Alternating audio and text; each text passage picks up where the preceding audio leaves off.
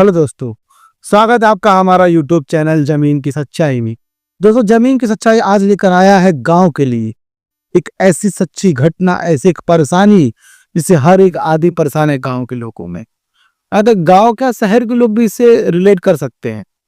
कैसा लगेगा आपको ये जानकर कि आपने जो बंटवारे की जमीन ली थी, सरकार ने उसको अवैध घोषित कर दिया।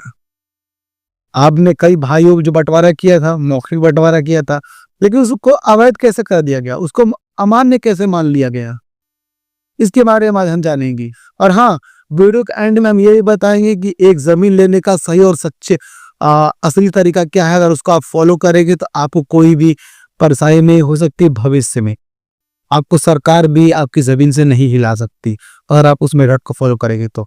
ध्यान दीजिएगा दोस्तों, हमारा टॉपिक क्या है। और हाँ, वीडियो को लाइक कर दीजिए और चैनल सब्सक्राइब आप लोग जल्द से जल्द कर दीजिए। हमारा टॉपिक है गांव में बिना कागज के बंटवारा। पीछे फिर ध्यान दीजिएगा, गांव में बिना कागज के बंटवारा आगे चलकर सब कुछ छीन सकता है। 2026 जमीन की सच्चाई। दोस्तों, मैं हमेशा आपको बोलता रहता हूं हर एक एपिसोड में कि 2026 एक रिलीफ वाला साल नहीं, आराम से बैठने वाला साल नहीं है। बहुत ही घबराने वाला साल है, बहुत ही घबरा जाने वाला साल है, बहुत ही खतरनाक साल है ये। क्योंकि हर एक उस आदमी को इस साल परेशान कर देगा जिसके पास 1 इंच भी जमीन है। अगर वो सही तरीके से उनके पास है तब भी, और गलत तरीके से है तब भी, ये परेशान कर देगा। क्योंकि 2026 में हो रहा है डिजिटलाइजेशन को लेकर सरकार बहुत ही चौकन्नी हो चुकी है। जो डिजिटलाइजेशन हो रहा है उसमें ड्रोन सर्वे हो रहा है, ड्रोन मैपिंग हो रहा है, सैटेलाइट मैपिंग होगा, सब होगा, ऐसे होगा। सर्वे के दौरान ठीक आपकी प्रॉपर्टी पर आएगी, अगर आपने घर बनवा रखा है तब भी, और आपने कोई जमीन खरीद रखी तब भी सर्वे के दौरान टीम आएगी, आपके दस्तावेज चेक करेगी। और ध्यान दीजिएगा दोस्तों, हमने हमेशा की तरह कुछ टॉपिक लिख रखा है पहले से ही। अगर इसके अलावा भी कुछ आपके क्वेश्चन रहेंगे तो आप मुझे कमेंट बॉक्स में मैसेज कर सकते हैं, मैं उसका आपको जवाब जरूर दूंगा। ध्यान दीजिएगा दोस्तों, हमारा पहला क्वेश्चन क्या है, बिना कागज के बंटवारा होता कैसे है। पहले तो आप समझ लीजिए बिना कागज के बंटवारा कैसे होता है। जैसे कि मान लीजिए कई भाई हैं गांव वगैरह में सिवड़ता जाता, कई भाई हैं उनकी बड़ी प्रॉपर्टी है, बुजुर्ग खत्म हो गए, मर वगैरह गए, तो लोग या फिर कैसे भी करके बंटवारे से जाते हैं, इस सब बात पर नहीं लेते।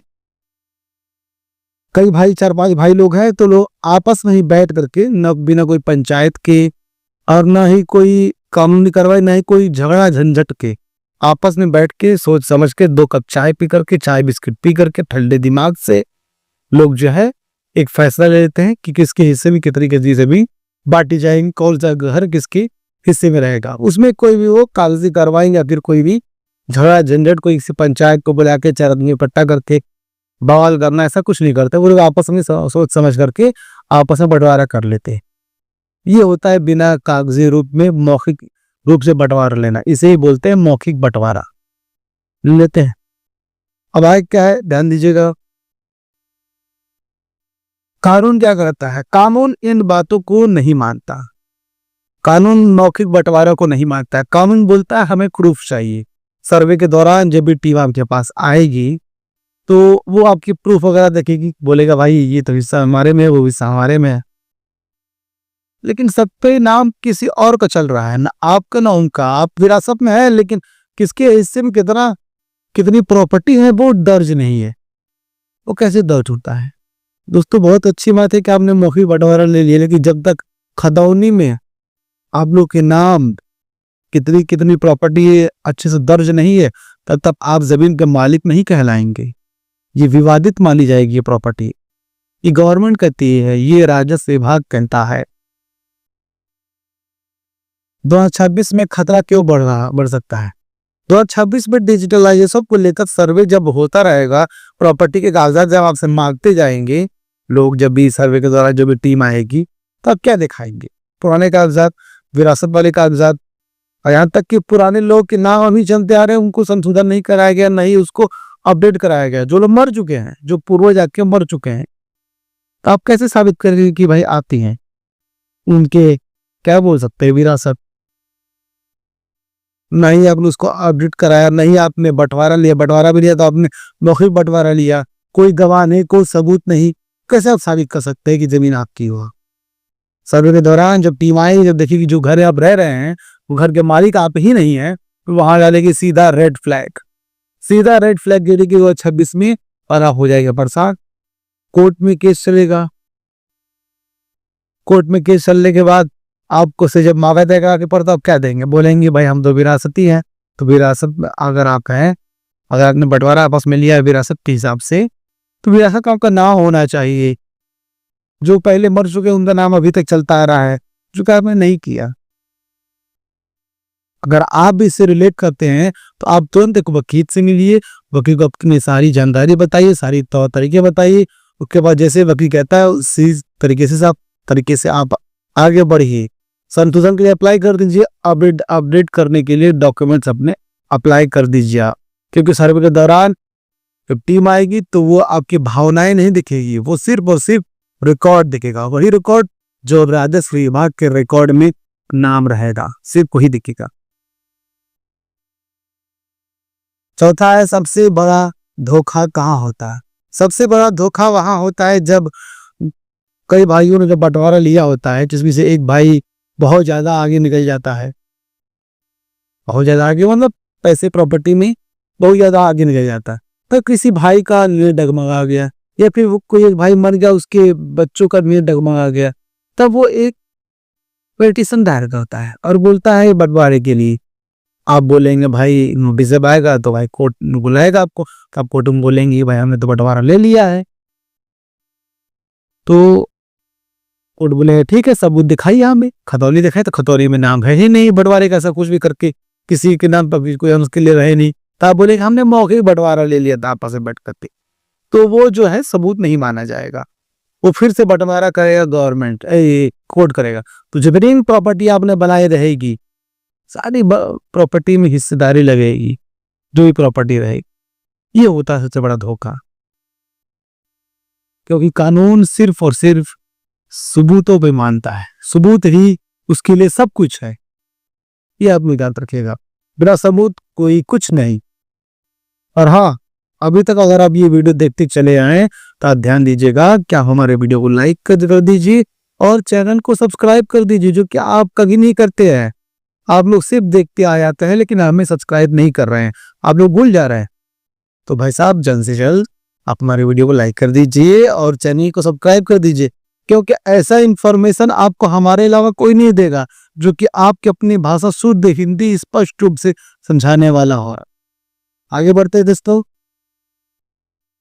क्या मौखिक बंटवारा मान्य है? मैं शुरू से बोल रहा हूँ, बिल्कुल मान्य नहीं है।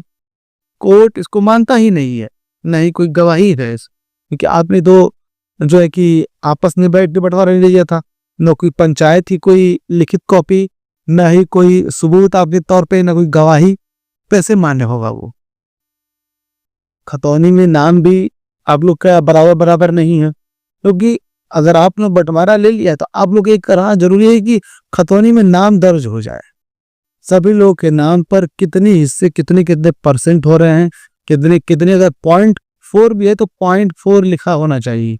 एक एग्जैक्ट वही हिस्सा जो होना होता है, ना उससे ज्यादा ना कुछ कम। तब जब कोर्ट मानेगा, गवर्नमेंट मानेगी, राजस्व विभाग मानेगा कि जमीन आपकी, आप लोग के हिस्से की जमीन। अभी क्या करें? अभी ये करना है, कुछ जल्द से जल्द ये वीडियो देखना है। अगर वीडियो आपने देख चुके हैं, पूरे चीज देख लिया आपने, आप तुरंत अपने दस्तावेज लीजिए, आपस भाइयों को मिलाइए, तुरंत एक वकील के पास जाइए और अपने कागजों को दुरुस्त कराइए। क्योंकि सर्वे के दौरान टीम अगर ऐसे आएगी तो अगर आपको दस्तावेज क्लियर नहीं मिलेंगे तो सीधा रेड जोन में डालेगी कि आप साबित करते रह जाइए कि जमीन आपकी। जिंदगी भर परेशान हो जाएंगे आप, मर भी जाएंगे, हार्ट अटैक आके मर जाएंगे आप, बाल बच्चे रोड पे आ जाएंगे आपके, बिना जमीन या बिना प्रॉपर्टी की। एक सच्ची स्थिति समझिए। सच्ची स्थिति यही है, सरकार जो डिजिटलाइज हो रहा है, इसमें एक 16 अंक का एक कोड जारी करेगी। उसमें सारी प्रॉपर्टी आपको उसी में दर्ज रहेगी, एक आईडी के तौर पर। आईडी ही रहेगा, वो प्रॉपर्टी आईडी कहा जा रहा है उसे, उसी में रहेगा। उसको लेकर सरकार बहुत चौकन्नी है और बहुत ही तेजी से सारे सर्वे कर रही है, ड्रोन मैपिंग कर रही है और चारों तरफ आ रही जा रही है। उसके दौरान अगर आपकी कोई भी दिक्कत मिली तो आपके आईडी नहीं बनेगी, ना आप जमीन बेच पाएंगे ना खरीद पाएंगे। और सॉरी, आप ऐसा पान बन जाएंगे कि ना आप उसको चबा पाएंगे, नहीं निकल पाएंगे, नहीं थूक पाएंगे, बैंक लोनिंग तक नहीं मिलेगा, किसी का नाम ट्रांसफर भी आप नहीं कर पाएंगे। ऐसी स्थिति में जाइए उसको। सो तुरंत आप एक वकील से मिलिए, सारी स्थिति बताइए और अपने डॉक्यूमेंट्स अपडेट कराइए आप। मैं तो यही कहना चाहूंगा। अब मैं आपको बताता हूँ एक जमीन लेने का सही तरीका क्या है, उसका फॉलो करेंगे तो एक सही तरीके से 2026 से आप जमीन ले पाएंगे। ध्यान दीजिएगा दोस्तों, आपको लेना है खतौनी, सबसे पहला स्टेप।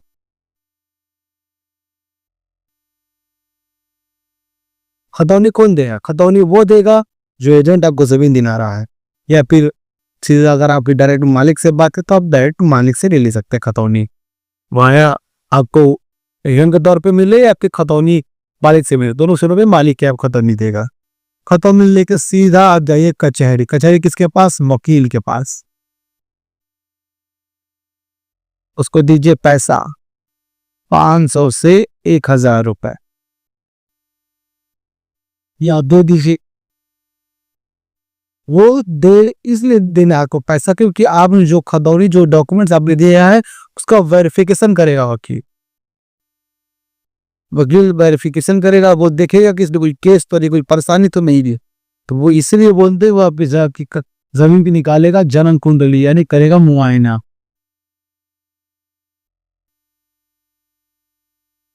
आगे कराना है तकरीबन 2 खसली का। अगर उनको पसंद तमाम मुआयना करा भी है, उसके दौरान देखिएगा वो कि वो कोई केस तो नहीं है, कोई वो जमीन का नंबर बदल के तो नहीं बेचा जा रहा है। अब वो सारी हिस्ट्री वो चेक कर लेगा, कोई परेशानी रहेगी वकील आपको बता देगा कि जमीन लेने लायक नहीं है, आप मत लीजिए। तो आप तुरंत सतर्क हो जाइएगा। कितनी भी वो जमीन सस्ती क्यों ना मिले, आपको नहीं लेना, आपको भूल जाना है। और अगर वकील बोल देता है कि जमीन फ्यूचर में सेफ है, आप ले सकते हैं, कोई दिक्कत नहीं है, तो आप बेफिक्र होकर जमीन पे आगे प्रोसीड कीजिए। अब आपको क्या करना है कि फोन करना है उस एजेंट को, उस मालिक को कि आप जमीन पर आइए, मुझे लेना है कब्जा। बेहतर की काम स्टेप बाय स्टेप फॉलो कीजिए। मैंने अभी पैसे और रजिस्ट्री का नाम नहीं लिया है। आपको आना है सिर्फ सीधा उस प्लॉट पे जो प्लॉट आप खरीदने वाले हैं, और लेना है आपको यहाँ पे कब्जा।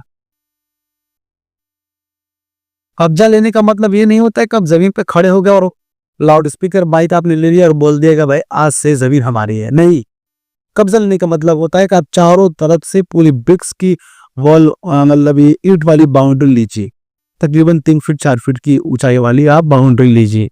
उसको बोलते हैं पक्का तरीके से कब्जा है, क्योंकि लीगल तौर से वही होता है।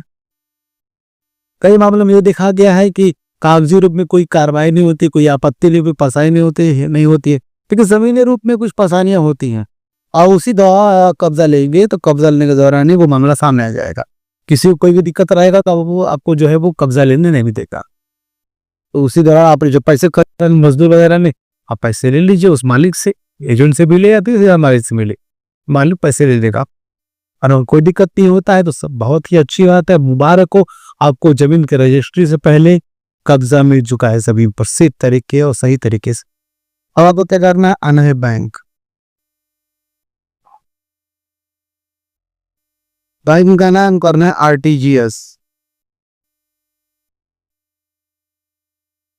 आरटीजीएस करना, आपको कैश कभी नहीं करना है, कैश भूल जाइए, उसके बिना कैश के ही अब करना है। ऑनलाइन ट्रांसफर कीजिए बैंक के थ्रू। उसके बाद अब आइए अब रजिस्ट्री के लिए।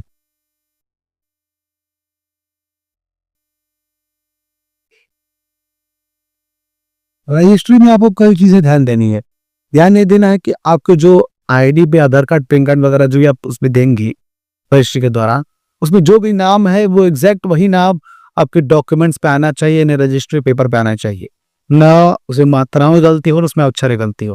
और ना ही जैसा होता है कि पति, पुत्री, पत्नी, पिता, जो भी ये सब होता है, इसमें कोई भी उससे कोई दिक्कत ना हो।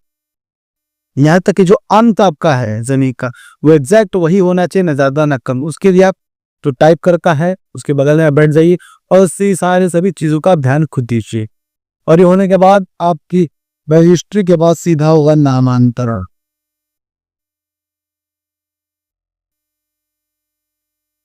अब तो नामांतरण ऑनलाइन अप्लाई करना होगा। अब मौखिक रूप लिखित रूप में और मैनुअली नहीं होता, ऑटोमेटिक अब नामांतरण हो जाएगा। तो नामांतरण क्या है? जैसे कि राजस्व विभाग के रिकॉर्ड में ना पुराने वाले मालिक का नाम हटा करके आपका नाम दर्ज हो जाएगा। तो नामांतरण के एक हफ्ते बाद आपको ऑनलाइन खतौनी चेक कर दी रहनी है। वही खतौनी जब मैं लिया था उसमें पुराने वाले मालिक का नाम हटा करके आपका नाम जहां आदेश के अनुसार आपका दर्ज हो जाए तो समझ जाइए कि आपकी जमीन अब हो चुकी है, आप उस जमीन के मालिक हो चुके हैं। अब आपको उस जमीन पे न कोई आदमी हटा सकता है और न ही कोई सरकार आपको वहां से हटा सकती है लीगल रूप से। यही है सेफ तरीका और सही तरीका जमीन लेने का। अगर इसको आप फॉलो करेंगे स्टेप बाय स्टेप तो आपको जमीन से कोई नहीं हिला सकता, चाहे कोई भी क्यों ना हो। अब हम बात करेंगे उसी टॉपिक पे जो टॉपिक में बात कर रहे थे, इसके हिसाब से अब मैं आपको लिखित राय क्या देना चाहूंगा, ध्यान दीजिएगा। सेफ एडवाइस हमारी लिखित रूप में, गांव में बिना कागज का बंटवारा आज शांति देता है लेकिन कल सब कुछ छीन सकता है। 2026 आने से पहले अपनी जमीन को कानूनी सुरक्षा दीजिए।